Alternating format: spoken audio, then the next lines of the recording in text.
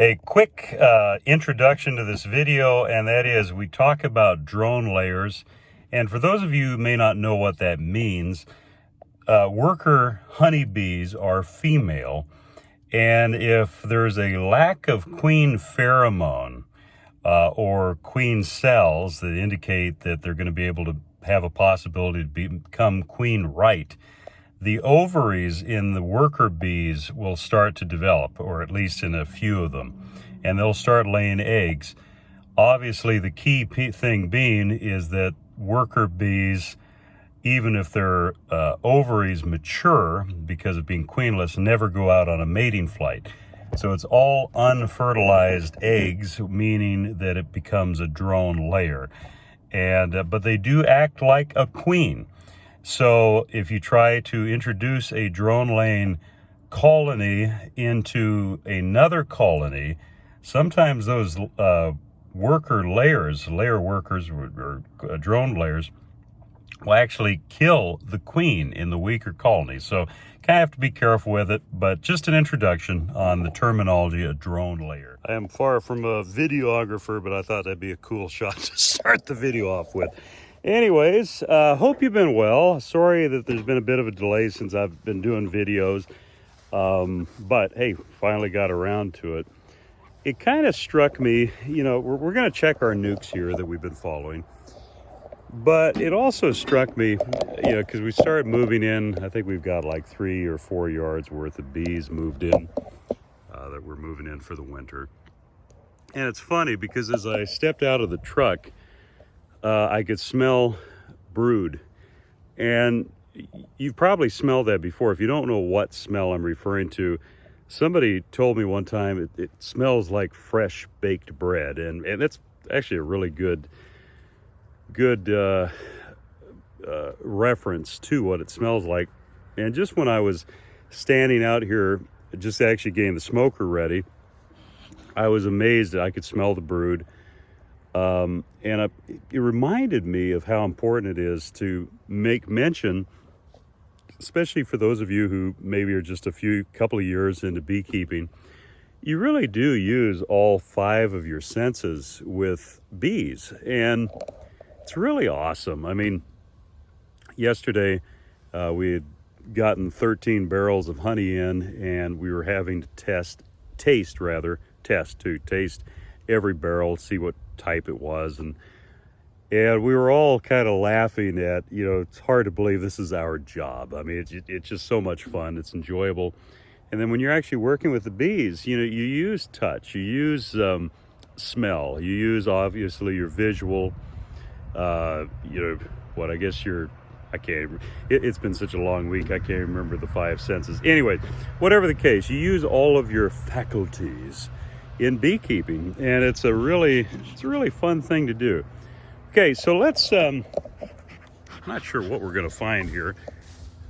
The biggest thing, as we've been saying, so what is this, the 24th of September, has been, you know, wanting to make sure that your bees are all treated for mites, and also that they've got a good wintering weight.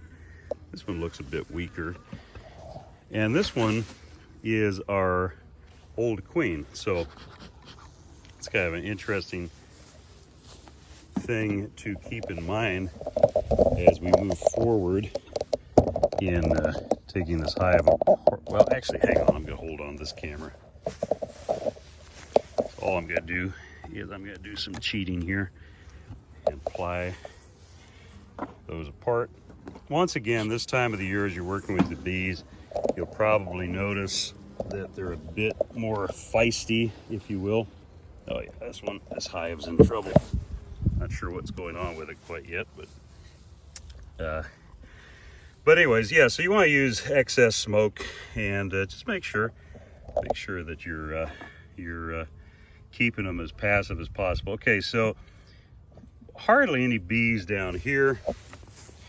Most of the bees up here. So we're going to go back, focus our attention back to this one. Once again, smoke them. Let me set this up here. Whoops, there we go. And so there is no way that this hive is going to make it. I'll pull the side one here. just because of the time of the year and how weak it is.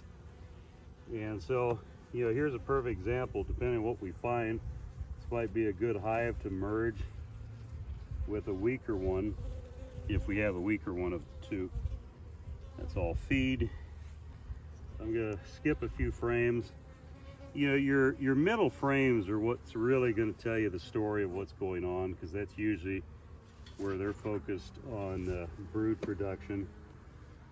And by the way this is looking, it looks like we have a failed queen or something along those lines. And so what I'm seeing, it's definitely, oh, hang on, let me see. No, it's queenless. What I was looking for was to see, so here's a perfect kind of giveaway, and let me see if I can get this in the sun just so you have some more natural light. I don't know if you can see, there is just a proportionately large amount, or yeah, vast amount of drones. No brood. The bees are a bit more testy. Now, obviously, if this colony goes much longer without a queen, some of the workers will start laying, and then you've got a totally lost hive, because once workers start laying, they become almost impossible to requeen. There was a guy who, yeah, so this hive's a goner. And personally, what I'm going to do, because it's such a weak hive, I mean, we've maybe got 4 frames worth of bees here. What I'm going to do actually is, well, here I am trying to face whether to procrastinate and just tell you what I'm going to do, or whether I should just go ahead and do it. Probably from an educational standpoint, it'd be better for me to just go ahead and do it. Okay, so once again, remember that we have not seen any eggs in this colony, meaning that they haven't started to drone lay. And the reason we obviously know that, I mean, okay, fine, if we found some eggs, there's a slight possibility that maybe they got a new queen, even though that would be a long shot, like they raised their own. But in this situation, it's pretty clear to me, because there is no brood or anything, you're seeing a disproportionate amount of drones, that this is a doomed colony. I mean, they're queenless. And so what we'll do, and you know what, I won't go into, well, yeah, sure, okay, fine, I will. I always try to make sure that these videos aren't too long, but here,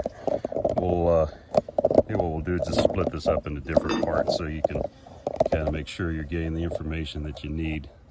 Okay, so we'll shake these out real quick.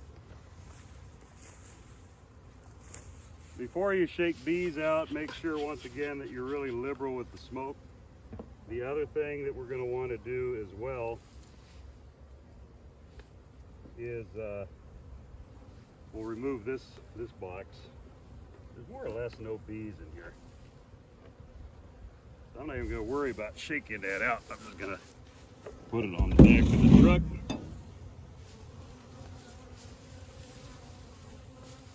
And yeah, so kind of one at a time, just shake the bees out.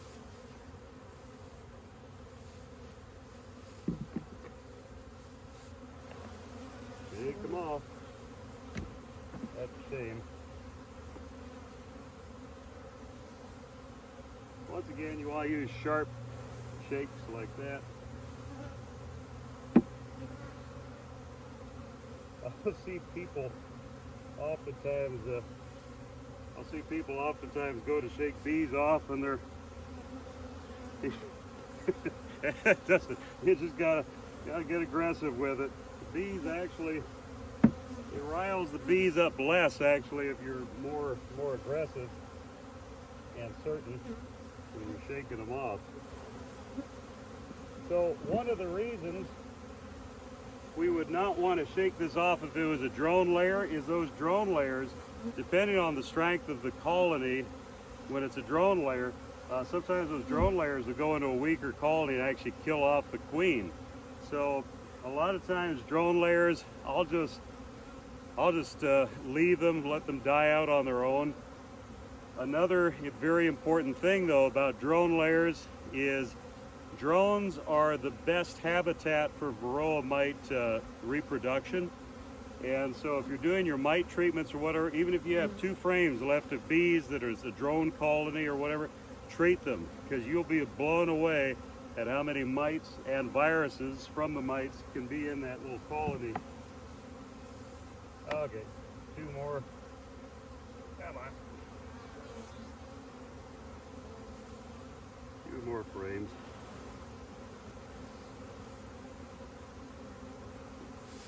See, here's actually a queen cell that they've tried, so now we know for sure. Queen cell right there. Now we know for sure that they're queenless.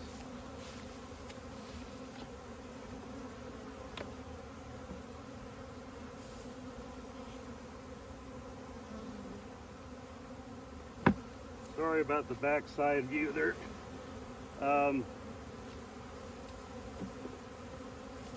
Yeah, I mean, it's one of the hardest things to do is to cull colonies, or, you know, but especially this time of the year, it's actually one of probably the best things you can do